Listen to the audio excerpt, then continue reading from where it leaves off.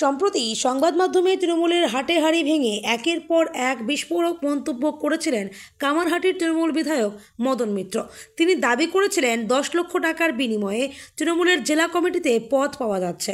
জেলা স্তরের নেতাদের একাংশ এই কাজে জড়িত থাকতে পারে বলেও মন্তব্য করেছিলেন তিনি। এই মন্তব্য প্রকাশ্যে আসতেই শোরগোল পড়ে গিয়েছে চারদিকে। এবার মদন মিত্রের মন্তব্যকে সমর্থন করলেন বিধানসভার বিরোধী দলনেতা তথা নন্দীগ্রামের বিজেপি বিধায়ক শুভেন্দু অধিকারী। মদনের বক্তব্যকে সমর্থন করে বিস্ফোরক শুভেন্দু। বিজেপি নেতার দাবি, মদন মিত্র একদম ঠিক কথা বলেছেন। তার দাবি, শাসক দলের পদের জন্য টাকা নেওয়া শুরু হয়েছে কয়েক বছর আগেই। এখন বিরোধী দলের সদস্য হলেও শুভেন্দু অধিকারী একসময় তৃণমূলের প্রথম সারির নেতা ছিলেন, সামলেছেন একাধিক পদের দায়িত্ব। একসময় তৃণমূল যুবরও দায়িত্ব ছিলেন শুভেন্দু, তবে সেসব এখন অতীত। 2020 সালে বিজেপিতে যোগ দিয়েছেন তিনি। পুরনো দলের নেতা মদন মিত্র তৃণমূলের টাকা নিয়ে পদ দেওয়ার বিষয়ে বিস্ফোরক মন্তব্য করতেই এবার তার সমর্থনে সুর চড়ালেন শুভেন্দুও। টাকা নিয়ে তৃণমূলের পদ পাইয়ে দেওয়ার অভিযোগ করে মদন মিত্র নিশানা করেছিলেন আইপ্যাককেও। কামারহাটির বিধায়কের কথায়, মমতা বন্দ্যোপাধ্যায়ের কোনো দুর্নাম ছিল না। মমতা বন্দ্যোপাধ্যায়ের গায়ে যেটুকু কালি লেগেছে তা প্যাকওয়ালাদের জন্য। পদ পেতে হলে টাকা দিতে হবে, প্যাকের জন্যই এই টাকার প্রশ্ন এলো। মদন মিত্রের বক্তব্যকে সমর্থন করে শুভেন্দু অধিকারী বলেন, একদম ঠিক কথা বলেছেন মদন মিত্র। কাকদ্বীপের এক ঠিকাদার 2021 সালে আইপ্যাকের অ্যাকাউন্টে 11 কোটি টাকা দিয়েছেন। ওই টাকা আইপ্যাকের রাষ্ট্রায়ত্ত ব্যাংকের অ্যাকাউন্টে পাঠানো হয়েছে। আমার কাছে নথি রয়েছে। সেই সাথে শুভেন্দু জানিয়েছেন, তৃণমূলে কবে থেকে টাকা দিয়ে পদ পাওয়া শুরু হয়েছে সে কথাও। তার স্পষ্ট দাবি, 16-র পর থেকে শুরু হয়েছে। 18-র পর থেকে প্রধান অঞ্চল সভাপতির পদ সহ সব বিক্রি হয়েছে।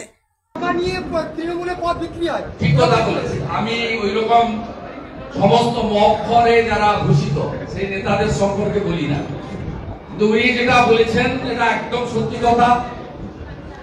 অঞ্চল প্রেসিডেন্ট, অঞ্চল প্রধান, কাউন্সিলর, পৌর প্রধান থেকে উপর পর্যন্ত, উনি তো মন্ত্রীর কথা বলেছেন, ওনাকে নিশ্চয়ই কেউ বলেছে যে 10 কোটি, এবং উনি আজকে আইপ্যাকের কথা বলেছেন। আমি আপনাকে চেক নম্বর বলে দিতে পারি। জল জীবন মিশন যে স্কিম মোদিজি এবারের বাজেটে 28 সাল অব্দি রেখে দিলেন, সেই জল জীবন মিশনে একজন ঠিকাদার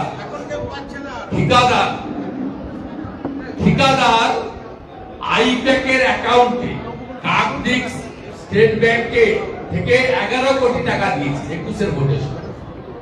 চেক নম্বর বলে দেবো, আমার কাছে ডকুমেন্ট আছে। দক্ষিণ 24 পরগনার কাকদ্বীপের এসবিআই, সেখানে এক ঠিকাদার আইপ্যাকের অ্যাকাউন্টে 11 কোটি টাকা দিয়েছে। সব বিক্রি হয় এবং বিক্রির জন্য নিলাম হয়, অকশন হয়। আমাদের ভোরবেলা বাজারে আসবেন, মাছের দেখবেন এখানে আলু ব্যাপারীরাও রেট তোলে 600, 700, 700, 710, 720।